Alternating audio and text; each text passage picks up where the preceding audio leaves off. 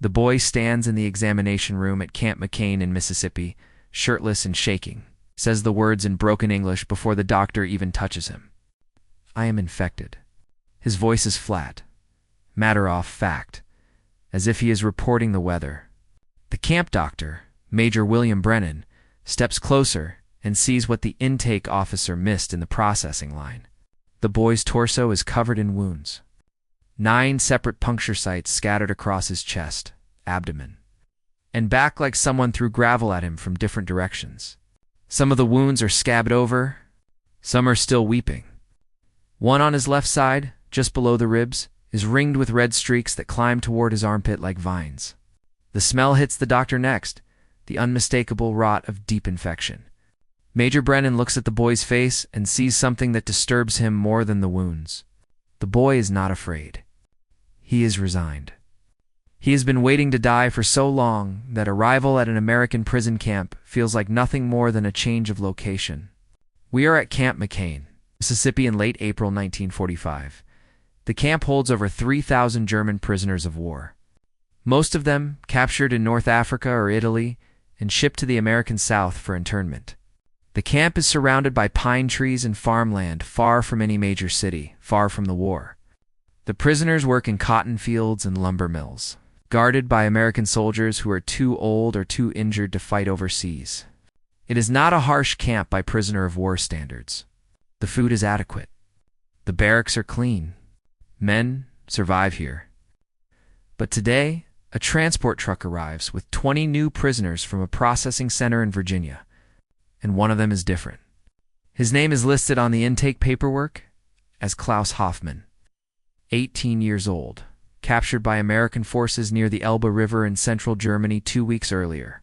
He is small for 18, barely 5 feet 6 and tall, and so thin that his uniform hangs on him like a tarp over a fence post. His face is covered in dirt, and his eyes are hollowed out from lack of sleep. When the intake officer tells him to remove his jacket for the standard lice check, Klaus hesitates. Then he peels off the jacket slowly, and the officer sees the stains on his undershirt, brown and yellow, spreading out from multiple points on his torso. The officer calls for the camp medic immediately. The medic, a corporal from Tennessee, takes one look at Klaus and sends him straight to the camp hospital without even completing the intake process. Klaus does not protest. He walks to the hospital building with his jacket draped over one arm, his steps slow and deliberate, like a man walking to his own execution.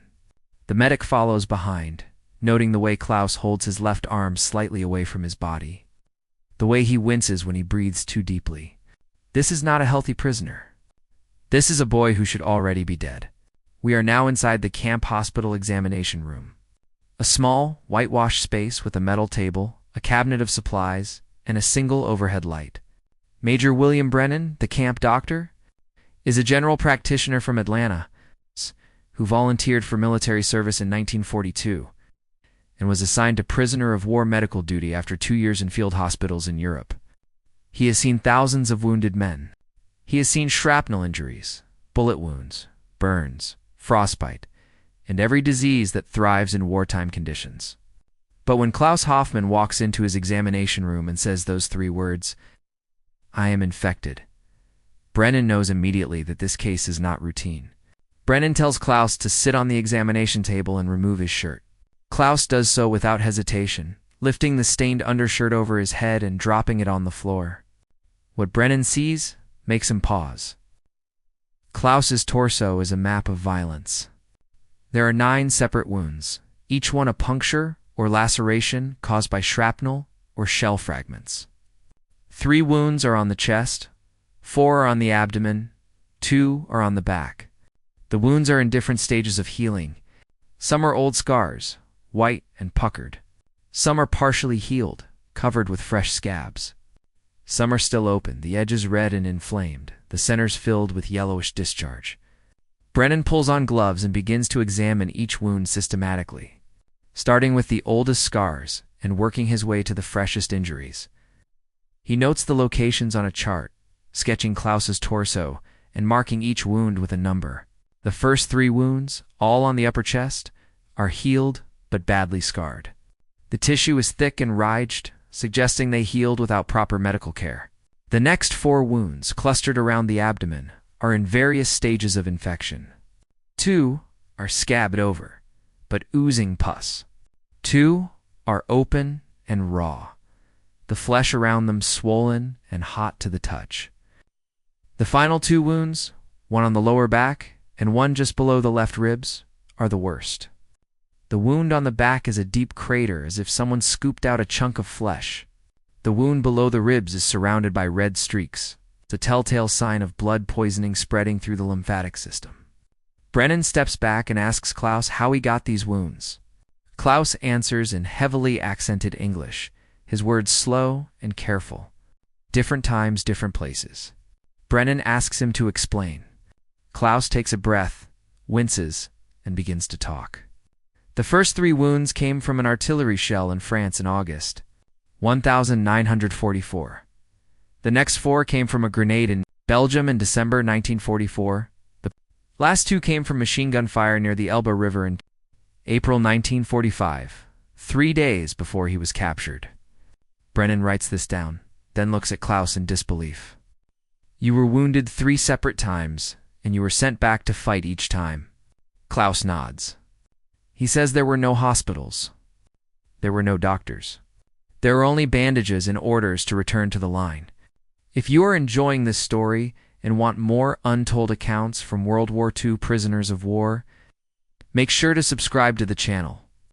We are bringing you stories that most history books never covered. We are still in the examination room, and Major Brennan is trying to process what Klaus has just told him. 3 separate wounding events over 9 months. 9 pieces of shrapnel, or shell fragments, still lodged in the boy's body, and no proper medical treatment for any of them. Brennan asks Klaus if he still has the shrapnel inside him. Klaus nods again. Brennan orders an X-ray immediately. The camp has a portable X-ray machine, old and temperamental, but functional. A medic brings Klaus to the radiography room and positions him carefully, taking images of his chest, abdomen, and back. 20 minutes later, Brennan is standing in front of the light box, staring at the X-ray films with a nurse beside him. What he sees confirms Klaus's story and reveals something even more disturbing. The X-rays showed 9 separate pieces of metal embedded in Klaus's body, scattered through muscle tissue, lodged against ribs, pressing against organs. But the shocking part is not the number of fragments. The shocking part is the variety. The shrapnel pieces are different sizes, different shapes, and based on their positions and the surrounding tissue damage. They entered the body at different times and from different directions. The 3 fragments in the upper chest are small and symmetrical, consistent with artillery shrapnel. The surrounding bone shows signs of old fractures that healed improperly. The 4 fragments in the abdomen are irregular and jagged, consistent with grenade fragments. One of them is dangerously close to the liver. Another is pressing against the lower edge of the stomach. The tissue around these fragments shows chronic inflammation, meaning they have been causing damage for months. The 2 fragments near the back and the ribs are the largest and the most recent. One is a twisted piece of metal lodged in the muscle of the lower back. The other, the one below the ribs, surrounded by infection, is a bullet fragment that has created an abscess, a pocket of pus and dead tissue that is slowly poisoning Klaus's bloodstream. Brennan turns to the nurse and asks her to call the camp commander. This is not just a medical case. This is evidence of something that violates every standard of military conduct. Klaus Hoffmann is 18 years old. That means he was 16 when he received the first set of wounds. He was a child sent into combat wounded and sent back without treatment. Wounded again, sent back again. Wounded a 3rd time and only captured because he physically could not run anymore. Brennan has treated hundreds of German prisoners, but he has never seen a case like this. This is not a soldier who was unlucky. This is a boy who was used until he broke. We are now 30 minutes after the X-rays, and Major Brennan is sitting across from Klaus in a small office attached to the hospital. Brennan has sent the X-ray films to the camp commander, but before he treats Klaus, he needs to understand the full story. Klaus sits in a wooden chair, his shirt back on, his hands resting in his lap. Brennan asks him to start from the beginning. How did you end up in the German military at 16 years old? Klaus speaks slowly, his English improving as he relaxes slightly. He says he grew up in a small town near Dresden, in eastern Germany. His father worked in a factory. His mother died when he was 12. He had one older brother who was conscripted into the Wehrmacht in 1942 and killed on the Eastern Front in 1943, when Klaus turned 16 in July 1944. He received a letter ordering him to report for military service. Germany was losing the war by then. The casualty rates were catastrophic. The military was conscripting anyone who could hold a rifle, including boys who should have been in school. Klaus was sent to a training camp for 2 weeks, given a uniform and a rifle, and assigned to an infantry unit defending the French coast near Caen. He arrived just as the Allied breakout from Normandy was beginning. Within 3 days, his unit was under constant artillery bombardment. That is when he received the first 3 wounds. An artillery shell landed 10 meters from his position, and he was thrown backward by the blast. When he woke up, his chest was bleeding from 3 separate puncture wounds. A medic pulled the largest pieces of shrapnel out with forceps, wrapped the wounds with gauze, and told him to rejoin his squad. There was no hospital. There was no evacuation. The unit was retreating, and anyone who could walk was expected to keep fighting. Klaus fought through August and September as the German army retreated across France and into Belgium. By October, the wounds on his chest had scabbed over, but they hurt constantly. He could not lift his rifle above his shoulders without pain. In December, his unit was caught in the Battle of the Bulge, Germany's last major offensive in the West, during a counterattack near Bostonia. A grenade exploded inside the building where Klaus and 5 other soldiers were sheltering. Klaus was knocked unconscious. When he woke, he had 4 new wounds in his abdomen, and 2 of the other soldiers were dead. This time, there was not even a medic. Klaus wrapped his own wounds with strips torn from a dead man's shirt and kept moving. The offensive collapsed. The retreat continued, and Klaus, now 17 years old, kept fighting because stopping meant being shot for desertion. Let us know in the comments where you are watching this from. Are you in the United States, Germany, the United Kingdom, or somewhere else? We would love to know who is keeping these stories alive. Brennan listens to this story with growing horror, writing down every detail. He asks Klaus about the final 2 wounds. Klaus says those came in the last days of the war in mid-April 1945. His unit was near the Elbe River, trying to retreat west, toward the American lines to avoid being captured by the Soviets. They were caught in a crossfire between American and German forces. The machine gun fire came from behind them from German troops who were firing on anyone trying to surrender. Klaus was hit twice, once in the back and once below the ribs. He fell into a ditch and lay there for 6 hours until American soldiers found him. By then, he was too weak to stand. He was bleeding, feverish, and delirious.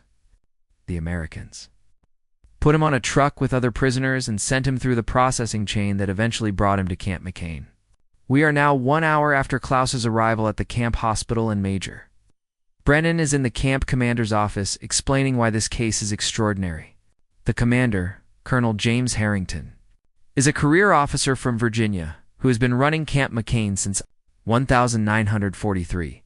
He has dealt with thousands of German prisoners, and he prides himself on running a camp that follows the Geneva Conventions to the letter. But Klaus Hoffmann's case is different. Harrington looks at the X-ray film spread across his desk and listens as Brennan explains the timeline. 3 wounding events, 9 pieces of shrapnel, no treatment. A 16-year-old conscript used as cannon fodder until he could not fight anymore. Harrington asks the question that matters most. Can you save him? Brennan admits he does not know. The infection below the ribs is spreading.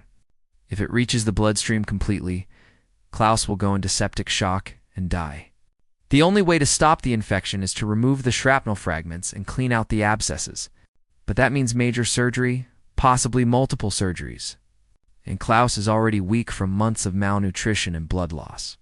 Brennan estimates Klaus has a 50% chance of surviving the surgery and a 70% chance of dying within the next week if they do nothing. Harrington considers this, then gives his approval. He tells Brennan to proceed with the surgery and to document everything. If Klaus survives, his story will be part of the war crimes documentation being compiled by Allied intelligence. Brennan returns to the hospital and tells Klaus what is going to happen. The surgery will be extensive. They will have to open multiple sites on his torso to remove the shrapnel and clean out the infections.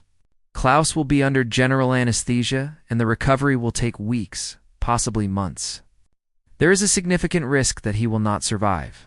Klaus listens without expression. Then he asks a question that surprises Brennan.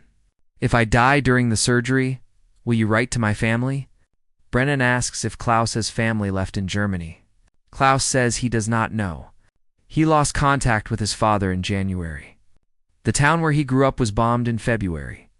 He has no idea if his father is alive or if the house is still standing. But if Brennan can find them, Klaus wants them to know he did not die in combat. He wants them to know he died in a hospital with a doctor trying to help him. We are now in the camp hospital operating room, a converted barracks room with surgical lights, table and equipment borrowed from the nearest civilian hospital. The surgery is scheduled for the following morning, April 24, 1945. Brennan has recruited a second doctor from the civilian hospital. In nearby Grenada, along with 2 experienced surgical nurses, Klaus is brought in at 7 in the morning, his torso marked with ink to show the locations of the 9 shrapnel fragments. He is given a general anesthetic, and within minutes, he is unconscious on the table. Brennan makes the first incision over the wound below the ribs, the one with the spreading infection. The skin parts, and immediately the smell of rot fills the room. Underneath the skin, the tissue is gray and black, soaked with pus. Brennan uses forceps and a scalpel to cut away the dead tissue, a process called debridement. He removes nearly half a pound of infected muscle before he reaches the source of the problem. The bullet fragment is lodged against a rib, and the impact created a pocket where bacteria have been growing for weeks. Brennan extracts the fragment carefully, twisted piece of copper-jacketed steel about the size of a dime, and drops it into a metal tray. The surgery continues for 5 hours. Brennan and the assisting doctor work methodically through each wound, opening the old scars, removing the embedded shrapnel, cleaning out the infections, and stitching the tissue back together. They remove all 9 fragments along with nearly 2 pounds of dead and infected tissue. The fragments are placed in a tray for documentation. Some are sharp and clean like pieces of a broken blade. Others are rough and corroded, stained with rust and blood. The largest fragment from Klaus's back is the size of a quarter and has a jagged edge that sliced through muscle like a saw. If you are enjoying this story and want more untold accounts from World War II prisoners of war, make sure to subscribe to the channel. We are bringing you stories that most history books never covered. When the surgery is finally finished, Klaus's torso is covered in fresh stitches and bandages. He has lost nearly a pint of blood during the procedure, and his vital signs are weak. Brennan orders him moved to the intensive care section of the hospital, a small room with 4 beds where the sickest patients are monitored around the clock. The nurses set up intravenous lines to give Klaus fluids and blood plasma. For the next 24 hours, Klaus's survival is uncertain. His fever climbs. His breathing becomes shallow. Twice, Brennan is called to the bedside because Klaus's heart rate drops dangerously low. But on the second night after the surgery, the fever breaks. Klaus's breathing stabilizes. On the 3rd morning, he opens his eyes. We are now 5 days after the surgery, and Klaus is conscious and talking. He is still weak, still in pain, but the infection is gone. His temperature is normal.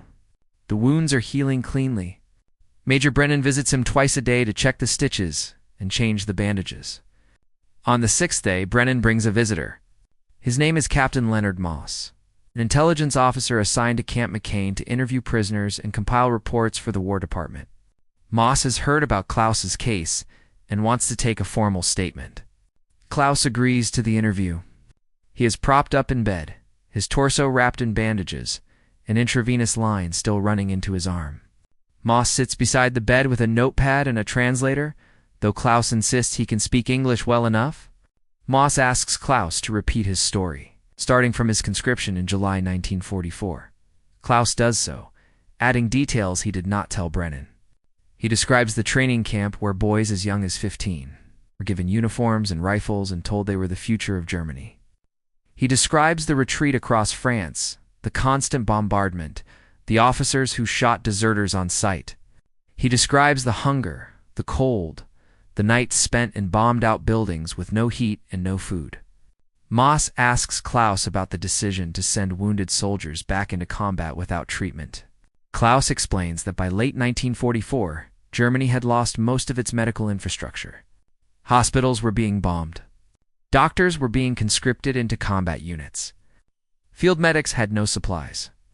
If you were wounded and you could still walk, you were sent back to the line. If you could not walk, you were left behind. Klaus says he saw boys younger than him bleed to death from wounds that could have been treated with basic first aid, simply because there was no one to treat them. He says the officers did not care. They knew the war was lost. They were just trying to delay the collapse as long as possible, and boys like Klaus were ammunition to be expended.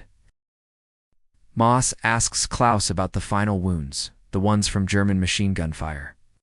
Klaus confirms what Brennan suspected. In the last days of the war, German units were ordered to shoot anyone attempting to surrender to the Americans. The officers feared that mass surrenders would trigger a complete collapse of the defense. So they set up machine gun positions behind their own lines and fired on anyone trying to cross to the American side. Klaus says he was in a group of about 30 soldiers who decided to surrender together. They walked toward the American lines with their hands up. The German machine guns opened fire from behind. Half the group was killed. Klaus was hit twice but kept running. He made it to a ditch on the American side and passed out. When he awoke, he was a prisoner, and for the first time in 9 months, no one was shooting at him. We are now 2 weeks after the surgery and Klaus is recovering steadily. He can sit up in bed without help. He can eat solid food. The stitches are starting to dissolve and the wounds are closing. But the psychological scars are deeper than the physical ones. The nurses notice that Klaus does not sleep well. He wakes up several times each night, gasping and staring at the ceiling. He refuses to talk about his dreams. Major Brennan recognizes the signs. Klaus is suffering from what military doctors call battle fatigue, what later generations will call post-traumatic stress disorder. Brennan arranges for Klaus to speak with a psychiatrist, a captain named David Rubin. He visits Camp McCain once a week to evaluate prisoners with mental health issues. Rubin spends 2 hours with Klaus asking questions about his experiences, his feelings, his plans for the future. Klaus is guarded at first, but eventually he opens up. He tells Rubin that he does not feel like a soldier. He never wanted to fight. He was ordered to fight, and he obeyed because the alternative was execution. He tells Rubin that he killed men during the war, but he does not know how many or even if they were enemies. In the chaos of the retreat, everyone was shooting at everyone. He tells Rubin that he feels guilty for surviving when so many others died. He says he does not understand why the American doctors worked so hard to save him. He says he is not worth saving. Rubin writes a detailed report on Klaus's mental state, concluding that the boy is suffering from severe trauma and will require a long-term psychiatric care. Rubin notes that Klaus exhibits signs of survivor's guilt, depression, and dissociation. He recommends that Klaus be transferred to a hospital facility that can provide both medical and psychological treatment. But Rubin also notes something else in his report. Despite the trauma, despite the guilt, Klaus has not lost his humanity. He is polite to the nurses. He thanks the doctors. He asks about the other patients in the ward. Rubin writes that Klaus Hoffmann is proof that even the most brutal experiences cannot completely destroy a person's capacity for decency if that capacity was there to begin with. We are now 3 weeks after the surgery and Major Brennan is compiling a final report on Klaus's case for submission to the War Department. As he reviews the medical records, he realizes that Klaus's story is part of a much larger and darker pattern. By the spring of 1945, the German military was conscripting boys as young as 14 and men as old as 60. The Volderm, the last-ditch militia, was filled with children and elderly civilians who had never received military training. Casualty rates among these units were catastrophic. In some battles, entire Volkram battalions were wiped out within hours. Brennan notes in his report that Klaus was conscripted at 16, which means he falls into a category that the Geneva Conventions define as a child soldier. The use of child soldiers is considered a war crime, but by 1945, Germany was no longer following any international laws. The numbers tell the story. Between January and May 1945, an estimated 100,000 boys under the age of 18 were conscripted into the German military. Of those, roughly 40,000 were killed in combat. Another 30,000 were wounded, many of them multiple times. The remaining 30,000 were captured or deserted. Klaus was one of the lucky ones, if luck is the right word. For a boy who spent 9 months being shot at and ended up with 9 pieces of metal in his body, the report also includes data on medical care in the final year of the war. By mid-1944, the German medical system was collapsing. Hospitals were overcrowded. Supplies were running out. Doctors were being conscripted. Wounded soldiers were being sent back to combat with minimal treatment, not because commanders were cruel, but because there was no alternative. The system had broken down completely. Brennan estimates that thousands of German soldiers died from wounds that would have been survivable with proper medical care. Klaus's survival for 9 months with untreated shrapnel wounds and chronic infections is statistically improbable. Most men in his condition would have died from sepsis within weeks. The fact that Klaus lived long enough to be captured and treated is either extraordinary luck or extraordinary physical resilience. Brennan suspects it is both. We are now 6 weeks after the surgery and Klaus is well enough to be discharged from the camp hospital. But the question remains, where does he go? Standard procedure is to transfer recovered prisoners to the general population barracks, where they live and work alongside other prisoners. But Klaus is not a standard case. He is still recovering physically, and he needs ongoing psychiatric care. Major Brennan recommends that Klaus be transferred to a specialized facility for prisoners who require long-term medical treatment. Colonel Harrington agrees. In late May 1945, Klaus is transferred to a hospital camp in Texas, a facility that houses German prisoners with chronic medical conditions or disabilities. The camp is smaller than McCain, holding only about 200 prisoners, but has a full medical staff, including surgeons, psychiatrists, and physical therapists. Klaus will spend the next 6 months there. He's undergoing physical rehabilitation to rebuild the muscle tissue damaged by the shrapnel wounds and psychiatric counseling to address the trauma. The doctors in Texas continue the work that Brennan started, monitoring Klaus's wounds, watching for signs of infection, and helping him regain his strength. Klaus adjusts slowly to life at the hospital camp. He participates in physical therapy sessions, learning to move without pain for the first time in months. He attends group counseling sessions with other young prisoners, many of whom have similar stories of being conscripted as teenagers and traumatized by the war. Slowly, Klaus begins to talk about his experiences more openly. He writes letters to the International Red Cross, asking them to search for his father in Germany. He asks the camp librarian for books in German, and he reads obsessively, trying to fill the gaps in his education. He was 16 when he was conscripted. He never finished school. Now at 18, he is trying to catch up on everything he missed. We are now moving forward into the uncertain months after the war ended in Europe. Germany has surrendered. The camps are full of prisoners waiting to be repatriated. But Klaus's situation is complicated. He is medically fragile, still recovering from surgeries and infections. Sending him back to Germany in his condition is risky. Moreover, Germany itself is in chaos. Cities are destroyed. The economy has collapsed. Food is scarce. The Allied occupation authorities are overwhelmed trying to manage millions of displaced persons. Klaus has nowhere to go. His hometown was heavily bombed. His father has not responded to Red Cross inquiries. Klaus is functionally an orphan. The decision is made to keep Klaus in the United States until he is fully recovered and until conditions in Germany stabilize enough for safe repatriation.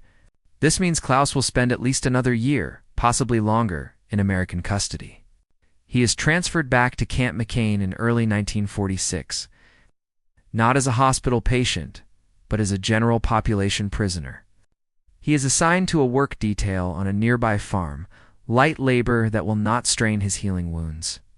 He works in the fields planting cotton, living in the barracks with other German prisoners, eating in the mess hall, attending occasional education classes taught by volunteers from the local community. Klaus adapts to this new life with the same quiet resilience he showed throughout the war. He does not complain. He does not cause trouble. He works, he reads, he waits. The other prisoners are wary of him at first. His story has spread through the camp, and some of the older prisoners resent the fact that Klaus received extensive medical care, while others were left to recover on their own. But Klaus ignores the resentment. He keeps to himself, focuses on his work, and slowly earns a reputation as someone reliable. The guards like him. The farm supervisors like him. The camp administrators note in his file that Klaus Hoffmann is a model prisoner, cooperative and hardworking. We are now stepping back to consider the broader implications of Klaus's story. By the end of World War II, the Allied powers were beginning the process of prosecuting war crimes. The Nuremberg trials were underway, and thousands of German Deusalven. Military and political leaders were being investigated for atrocities. But Klaus's case raises a different question. Is a 16-year-old conscript who was forced to fight under threat of execution a war criminal, or is he a victim? The Geneva Conventions are clear that prisoners of war cannot be prosecuted simply for fighting as long as they followed the laws of war. But the conventions also recognize that certain actions like the use of child soldiers are war crimes. Klaus was a child soldier, but he was not the one who made the decision to conscript children. He was the one who suffered because of that decision. Military lawyers reviewing Klaus's case conclude that he committed no war crimes. He was a victim of war crimes committed by his own government. This distinction is important. It means Klaus will be repatriated eventually, not prosecuted. But the question of justice is not just legal, it is moral. Klaus spent 2 years of his adolescence in constant danger, wounded 3 times, denied medical care, and nearly killed by his own side when he tried to surrender. Who is responsible for that? The officers who sent him back to fight, the system that conscripted children, the leaders who prolonged a war they knew was lost? Klaus does not have answers to these questions. He tells the psychiatrist in Texas that he does not think about justice anymore. He thinks about survival. He thinks about building a life after the war if he can. He thinks about forgetting even though he knows he never will. We are now in the final section of this story, reflecting on what Klaus Hoffmann's experience teaches us about the cost of war and the limits of human endurance. The first lesson is that war consumes the young first. Klaus was conscripted at 16, an age when most boys are still in school, still figuring out who they are. Instead of an education and a childhood, Klaus got a rifle and a battlefield. He was wounded, sent back to fight, wounded again, sent back again until his body could not take any more. His story is not unique. Tens of thousands of boys his age were fed into the war machine in the final year of the conflict. Most of them did not survive. Klaus did, but the cost was 9 pieces of metal in his body and scars that will never fully heal. The second lesson is that medical care is a form of moral accounting. Major Brennan had no obligation to save Klaus beyond the basic requirements of the Geneva Conventions. He could have treated the wound superficially and moved on. Instead, he performed 5 hours of surgery, removed infected tissue, and fought to keep Klaus alive because he believed it was the right thing to do. That decision gave Klaus a future. Without it, Klaus would have died in a prison camp in Mississippi, another casualty in a war that ended months before. Brennan understood something fundamental, that treating a patient is not just about the body. It is about affirming that the person's life has value. Klaus was a German soldier, but he was also a boy who deserved a chance to grow.